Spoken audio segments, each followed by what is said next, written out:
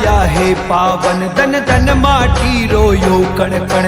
एड़ा जनिया वीर बना इतिहास लिखोड़ो पन्ना में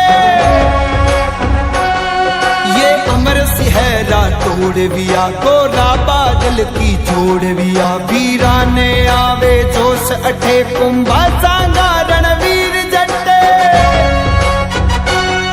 ये कब्र कलारा ठोड़ लड़े बिन माता के ही टूट पड़े रक्ता को नाड़ो यो बेग्यो नाड़ा में एक पाडो बेग्यो 14 भारी वीर जबर खिलजी से लीधी झाटक कर राणा प्रताप की सुन सुन कर घबरावे दर्रावे अकबर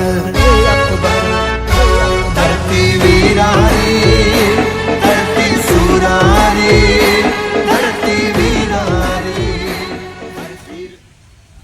महाराणा प्रताप सिंह महाराज यांच्या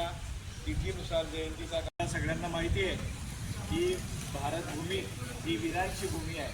वीरांची भूमी आहे आणि या भूमीमध्ये फार पुराणापासून तर काल परवापर्यंत देश स्वातंत्र्य करण्यापर्यंत जे जे महापुरुष सगळे होऊन गेले त्यांनी पुण्यतिथी साजरा करत असतो। महाराणा प्रताप यांचं नाव ऐकलं नाही किंवा महाराणा प्रताप आम्हाला माहिती नाही असा एकही माणूस या